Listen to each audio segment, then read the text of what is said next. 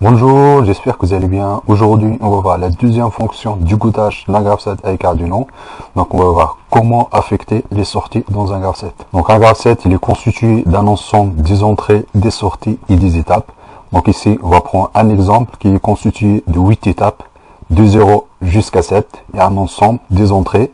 Donc, les entrées, ce sont des capteurs et les détecteurs. Donc, ça se trouve dans la réceptivité d'une transition. Donc ici, on utilise le tableau input. Donc il y a le input de 0 jusqu'à 5, c'est-à-dire on a 6 entrées. Donc ensuite, il y a le output. Donc l'output, c'est le tableau qui code les sorties. Donc les sorties, ce sont les actions. Il y a d'autres étapes qui peuvent contenir plusieurs actions simultanées. Par exemple, il y a l'étape 4 et l'étape 5. Il y a l'action, la sortie 2 et la sortie 3. Ensuite, l'étape 5, il y a la sortie 4 et la sortie 5. Donc en revanche, donc ici, il y a l'étape 3 et l'étape 5, ce sont des étapes latentes, c'est-à-dire il n'y a pas d'action, il n'exécute pas d'action. On va passer maintenant à la fonction de l'affectation des sorties. Donc ici, donc on va utiliser une fonction qui s'appelle les set outputs. Donc il a comme entrée du pointeur. Donc ce sont deux pointeurs du tableau, c'est l'adresse du premier élément. Donc il y a le tableau qui s'appelle étape. Donc nous avons déjà vu dans la première partie, dans la fonction d'initialisation, donc l'initialisation des étapes. Donc c'est exactement pareil, de type booléen. Donc une étape, ça peut être active ou désactive. Donc ensuite pour les sorties. Donc les sorties, donc on va utiliser un autre tableau de sortie. Donc on voit ici donc le tableau, donc le output. Donc c'est un tableau de sortie. Donc chaque action, donc on va lui affecter une sortie, un élément du tableau qui s'appelle output. Donc du type word. Donc le word c'est unsigned int. Autrement dit, il est codé sur 16 bits. Il peut y avoir de 0, des valeurs qui peuvent varier de 0 jusqu'à 2 à la puissance 16, 2 à la puissance 16 moins 1. Pourquoi? Donc parce que on a des sorties du type tutoriel. Par exemple, l'activation et la désactivation de la bobine d'un contacteur. Ça peut être également un électro-20, ça peut être également la mise en marche ou bien la mise en arrêt d'une machine. Il y a également des sorties qui sont du type qui peut prendre plusieurs valeurs. Par exemple, si on a un variateur de vitesse qui est commandé par la tension, par exemple, si on envoie 0 volts, on a 0% de la vitesse. Si on envoie 5 volts, on a 100% de la vitesse. Par contre, on peut envoyer d'autres valeurs qui sont comprises entre 0 et 10. Dans ce cas-là, donc on doit y avoir une sortie qui peut être un convertisseur numérique analogique, qui est codé sur, par exemple, 10 bits, 12 bits ou 16 bits. Donc là, la valeur maximale qu'on peut obtenir, c'est un codage sur 16 bits. Dans ce cas-là, donc on peut faire varier donc la vitesse en utilisant un graph set. Par exemple, si on a une machine, donc il y a plusieurs modes d'utilisation des machines, à plusieurs vitesses, etc. Donc il peut y avoir également divers qui sont commandés par le courant. Donc il y a divers 420 mA.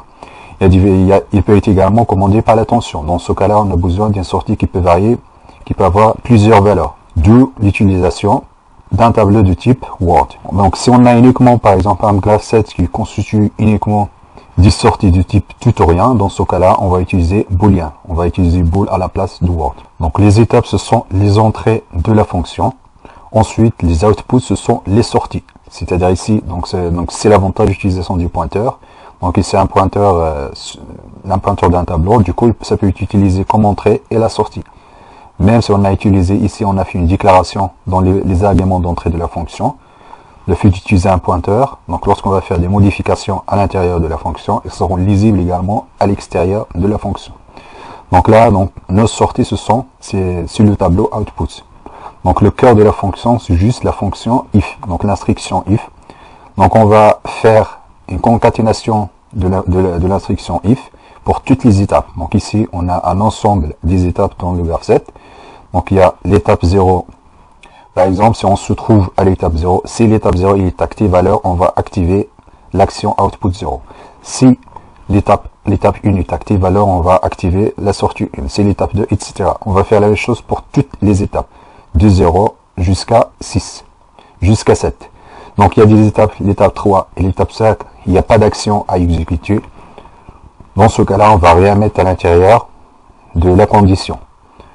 Donc on voit ici, par exemple, on a l'étape 0, f l'étape 0. Donc ici, j'ai pas mis égal à 1, double égal à 1, c'est juste. Donc if étape x, c'est-à-dire est-ce qu'il est égal à 0 ou bien 1.